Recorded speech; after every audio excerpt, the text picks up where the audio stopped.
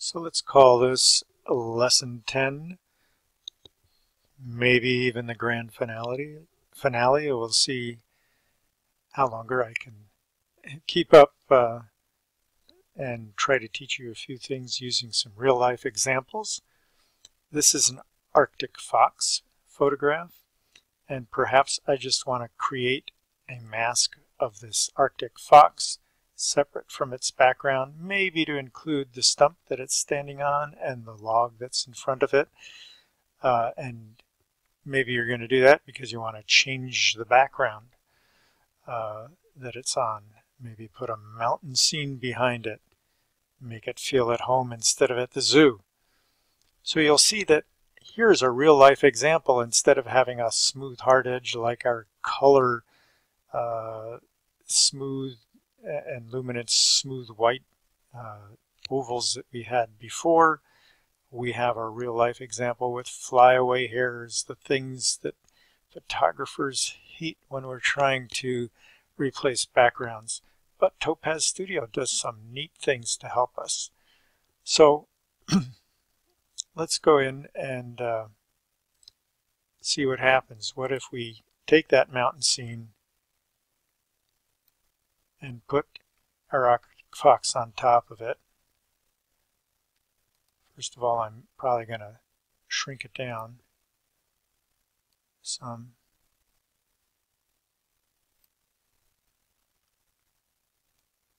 So it doesn't look like some horror film Arctic fox. And now I've got to create a mask, don't I? There's not a whole lot of color variation, white and gray for the most part, maybe a little bit in the eyes, maybe a little bit here, but it's mostly luminance that does the trick here.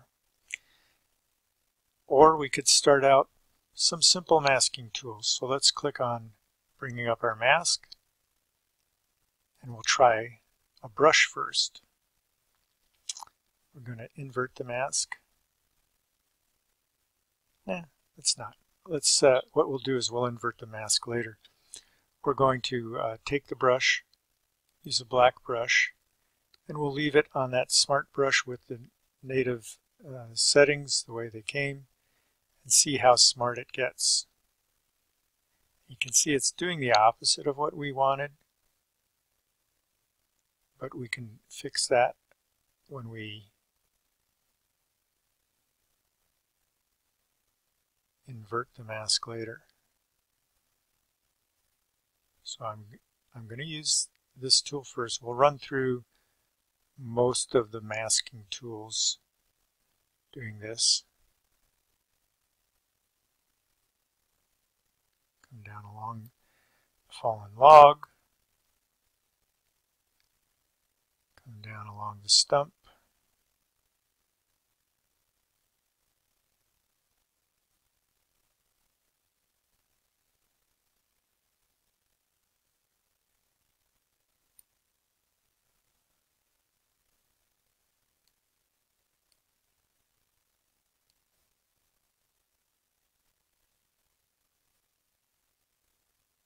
Get the tail, and you'll notice I'm trying to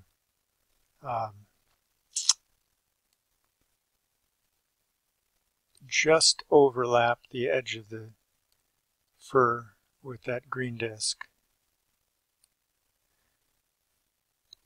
I'm going to make the radius smaller, come inside the leg one at a time.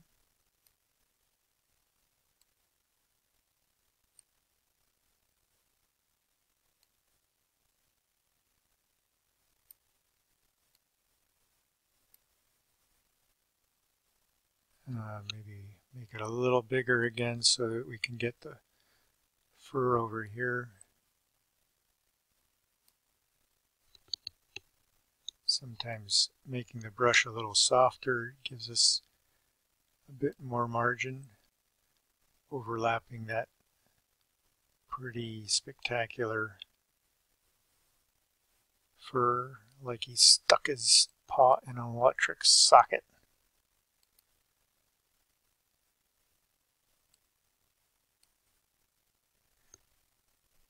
And I'm going to, with this smaller inner brush, come up to the ears, make sure I got the ears.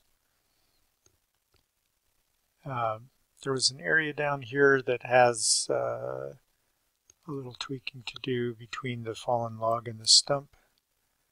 Let's see if we can fix that with the white brush. And see what I did wrong here by bringing it back. Yep. There's an area that maybe we didn't want to select, or maybe we do want to select it, because after all it's in the foreground. Who cares? But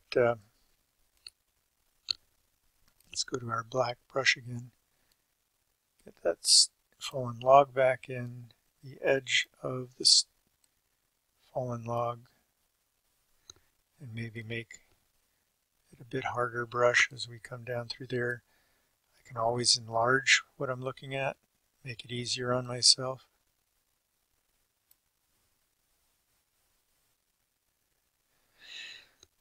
Looking pretty good. So, how did we do? We won't know for a sec. Let me see. I look over at the mask and I see that there's some areas in here that aren't well filled in. Let's make sure they are.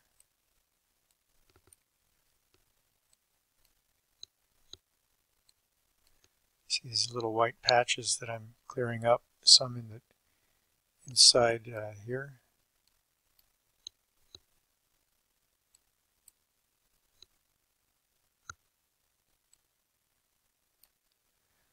And perhaps we want to make that softer now so that we make sure we get the fur.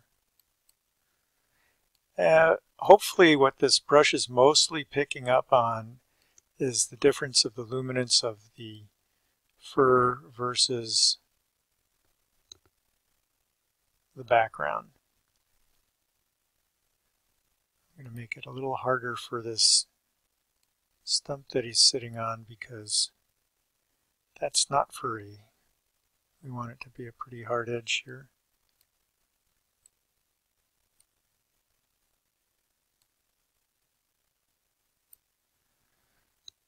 And let's invert that now, see how we did. It looks like there's a little spot here that I might have missed. But we can also probably see that much better when we invert it. Let's invert it.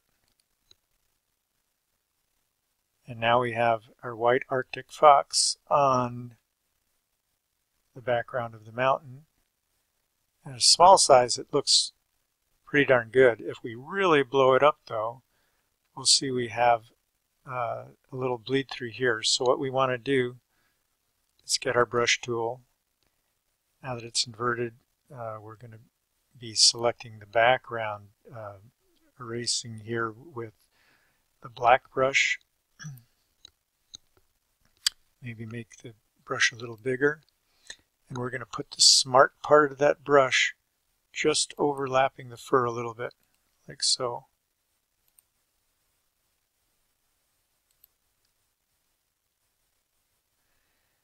And that looks better. It has taken away a little bit of the fur though, so I want to try to teach what we want to keep, what we don't want to keep, by just coming through, tapping in a few places. And this technology, I think, comes over from Remask.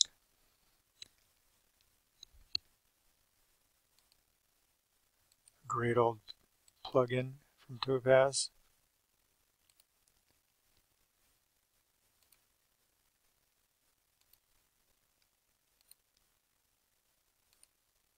With each click, it's learning a little bit more of what you want to keep and what you want to get rid of.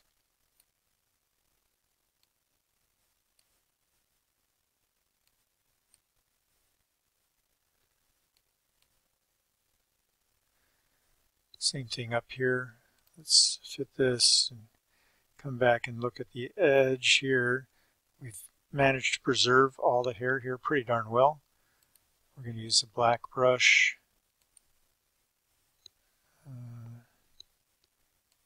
it's pretty large, just so that we can have the red circle just outside and the green circle just into the full fur, and teach it what it is that we're trying to keep, what it is that we're trying to get rid of.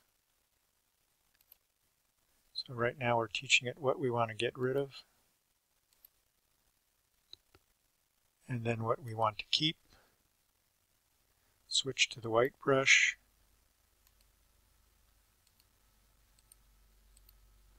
Tap, tap, tap. Click, click, click.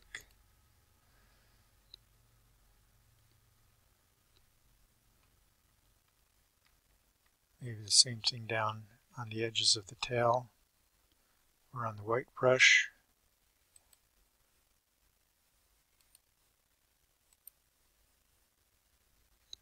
Getting all the fuzzies of the tail.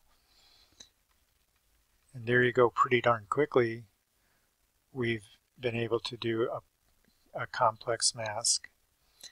Now the next thing is harmonizing. That's a whole nother story other than just masking. Making sure that the color cast to the background and the foreground are reasonably matching, the contrast and all. So this is way too HDR sort of looking on the background. So we may want to rearrange our layers and do some basic adjustments, maybe decrease the clarity, maybe change the black level a little bit of it. And this is only affecting the background. Change the exposure.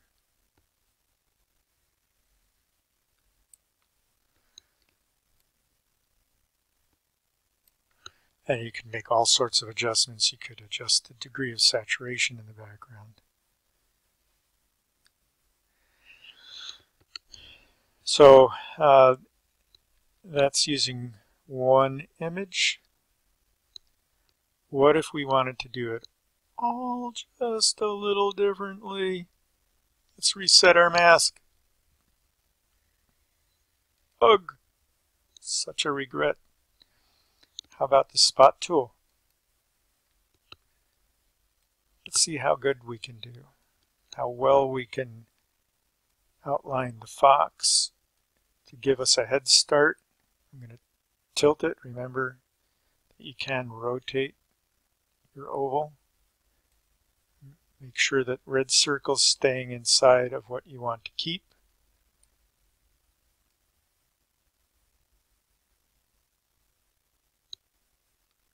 As best you can.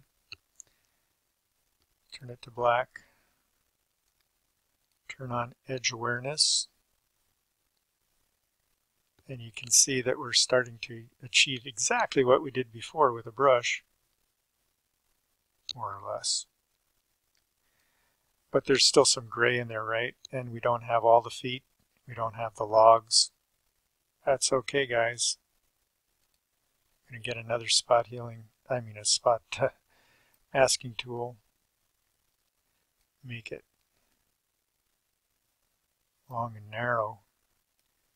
Tilt it. Bring it over the log.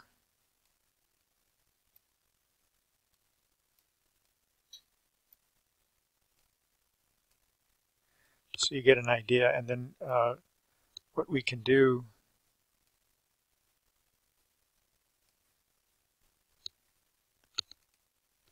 is then come back with a brush, a black brush. And now that the majority of the work is done for us, we can touch this up. Maybe add the stump.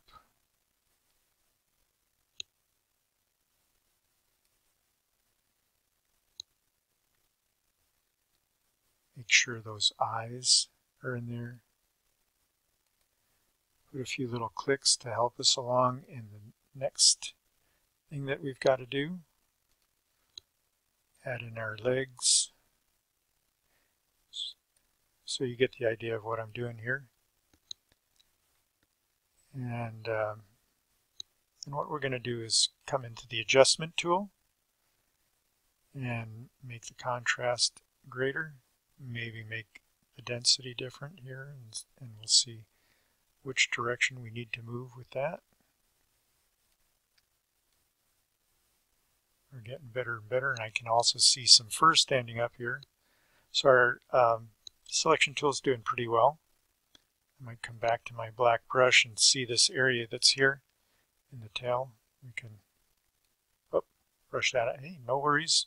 We can fix that mistake. We can just come back in with the white brush, and we'll be able to see a little better when we invert this mask how we're doing. Pretty good job. Now there's some areas of the background that I didn't pay close enough attention to. That's okay. We'll get a black brush. Come in here. And, excuse me. Yeah, we need a black brush. And it's on white right now, so we got to click black. It's getting late where I am.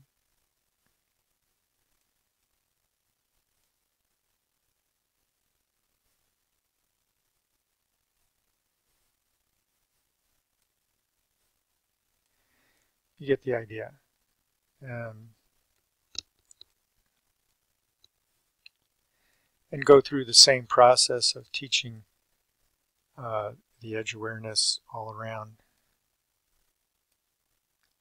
Little clicks, making it smarter and smarter, helping it refine what it needs to keep and what it needs to get rid of. Looking at our masks, seeing what's not quite fully in here, as well as looking at the image.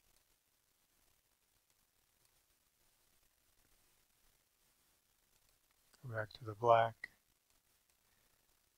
Teach it what we want to get rid of, what we want to keep. I want his whole leg. He's not an amputee.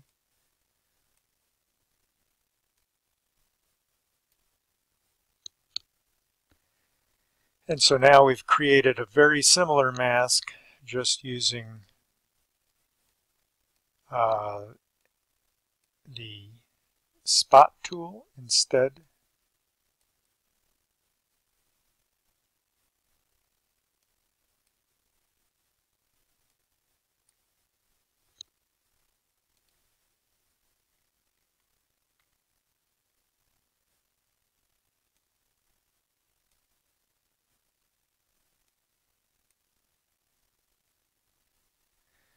And we could play with this forever, but it's not going to be worth it.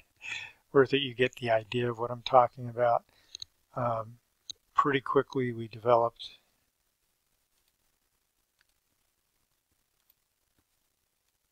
a great mask.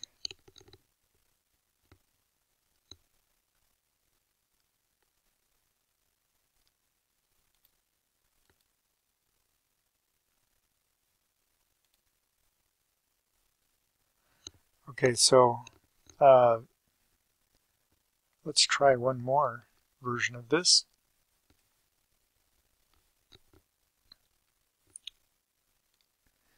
We reset our mask. We don't like this. We do like this. How about trying the Luma?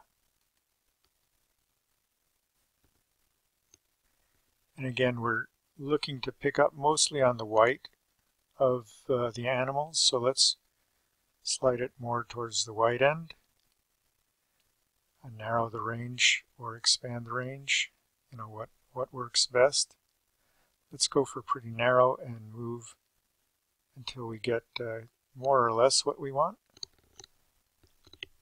And then we're going to adjust the mask, increase the contrast between black and white, play with the density, see what we can achieve. Click on brush, click on adjust to repeat the process until we get a pretty good mask of the animal. Now that we have it this far, we could either again click on brush and repeat, or we can just kind of refine with our brush, come in and use our brush, maybe make it so that it overlaps that fur a little bit, up no higher than 50% to start with, to make sure it's being pretty darn smart.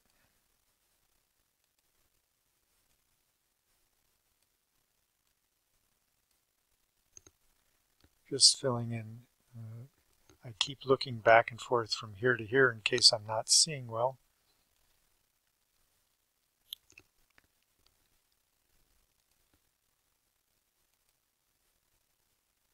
And then the stump as well. We want it to be black.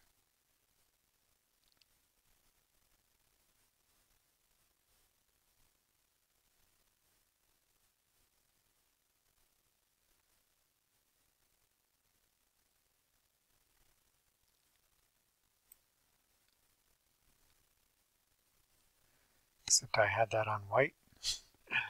Great. So let's click on the black.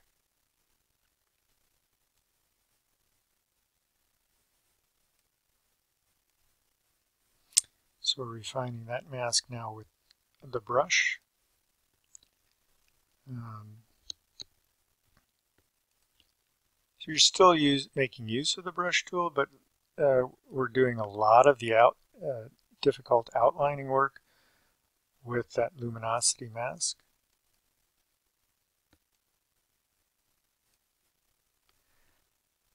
Let's go ahead and invert the mask and see how we're doing. Pretty good. I got a transparent leg here. Now we have to switch over to white for the fox. Make sure it's nice and filled in, that we're getting everything. Look at the fur on his back, how great that is. It's exciting. Such a great program.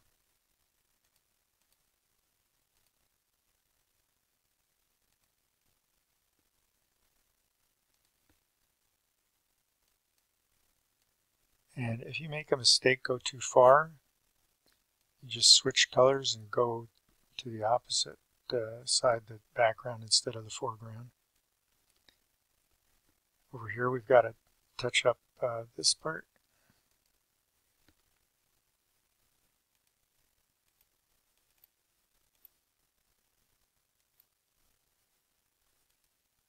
I think it was Hazel Meredith who brought up this little tapping technique.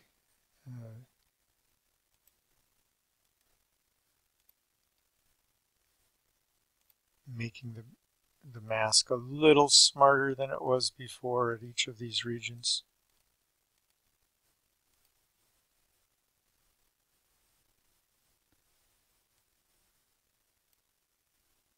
Oh.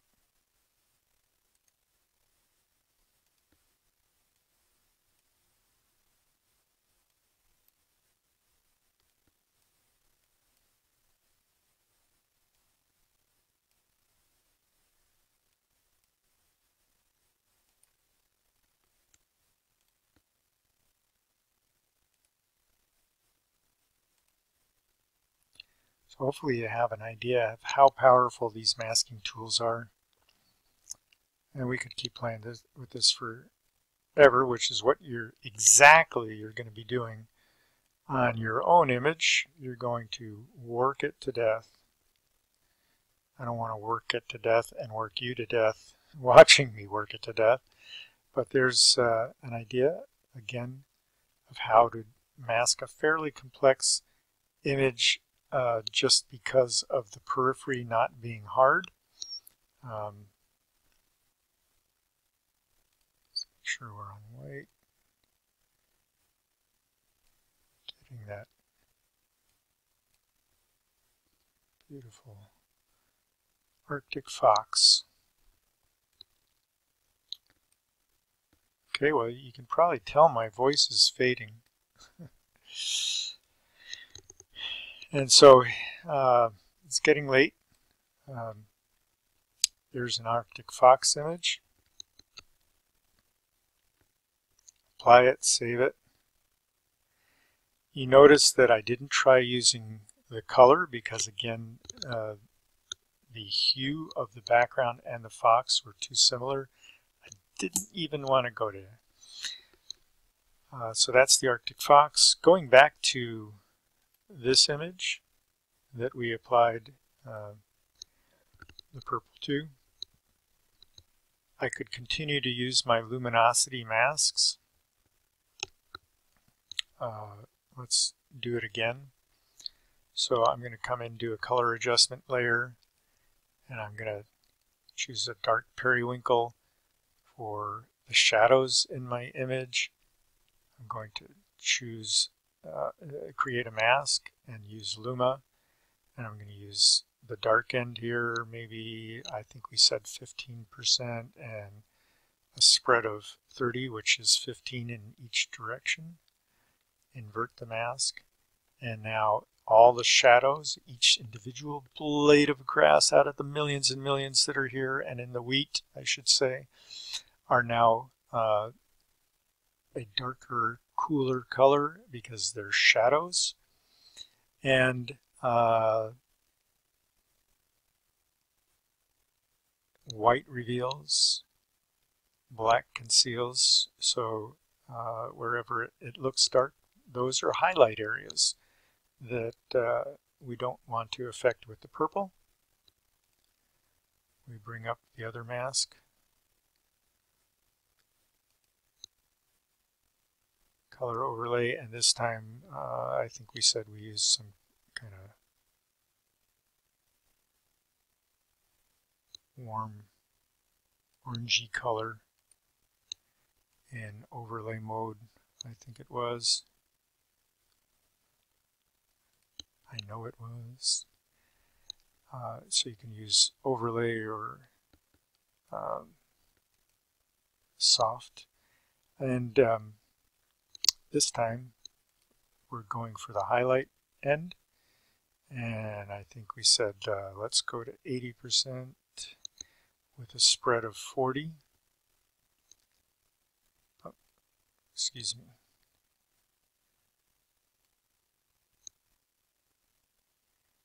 %, with a spread of 40. Invert the mask.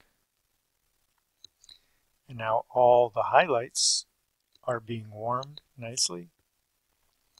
But the other thing that tends to happen that we're not seeing so much because this is more towards midday is how much more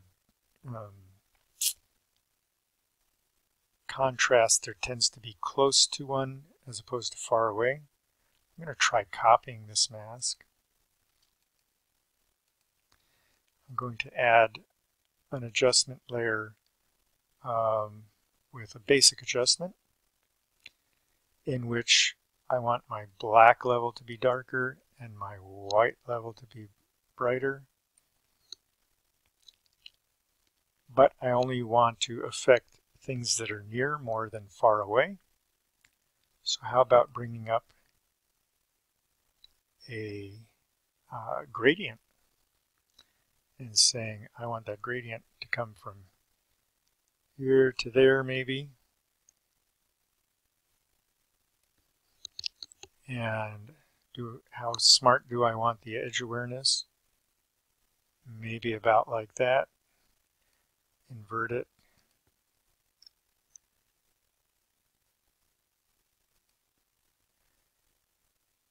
And now if I shut just this one off and on, you can see a subtle difference in the contrast here. Now we could have used contrast, but let's do this. Let's turn on the contrast of this layer just for fun. Open a mask and try pasting the mask that we created before for the highlights. And now we have the contrast only affecting the highlights and not the shadows.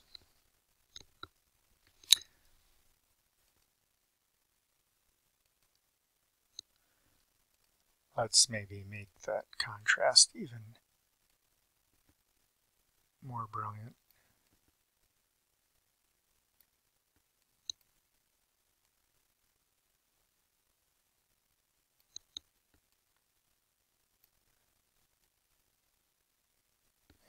little more color in the foreground or less color, however you want to do it. Make things work the way you want them to. We can use precision contrast and turn up the micro contrast and the low contrast, a medium, a high. I don't care what you want to do. But use your mask, paste the mask, and again we're going to be applying more contrast just into the highlights and let's see how that works. Turning on and off the mask or on and off the effect. Pretty cool. So another layer, I want perhaps this to be more distant looking. When you're using something like a telephoto lens, as is common in the Palouse, you lose some of the perspective, especially when you process it to get rid of some of the haze, but you can add it back in. Again, we have a pretty nice separation of distance to close. Let's put a mask on and get a gradient that goes from far to near, but we're going to invert it. We're going to leave some edge awareness on, but not much. I think something like that. Invert it. And now we're really starting to get this feeling. Maybe it's a bit too much. If I change the density of this, yeah. So I'm liking this more and more, but perhaps I could change the overlay to something like this. Let's see how we did. So that's without that white layer that's with, and now I'm starting to get much more feeling of depth with more definition here, less definition back there, more contrast up front, a little less, more brightness here, perhaps blending into the sky. Instead of white, you could make it whatever color the sky was, but subtle. And that starts to make the perspective just more believable. I can enhance that further by putting more black in the foreground with an overlay.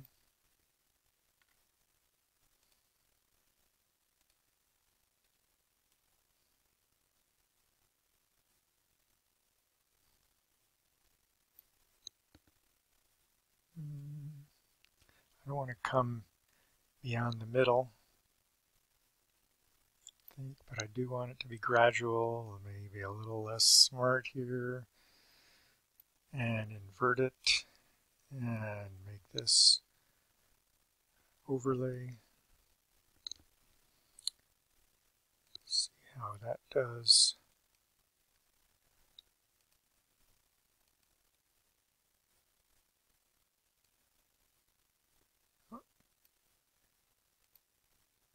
Down to our last layer, turn it on, and so maybe a bit much, back it off, but you can see how we're getting much more perspective. So if I shut off all these layers, that's the before and that's the after. Something much more dramatic, using a lot of our masking tools. We use some luminosity masking to differentially treat our highlights and our shadows. We used gradients to force the perspective, and I think we've done a pretty, and to make some basic adjustments in the foreground. So that's pretty darn good.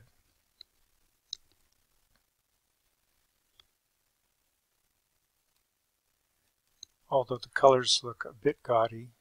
So if we add HSL in and maybe bring down the overall saturation a little bit,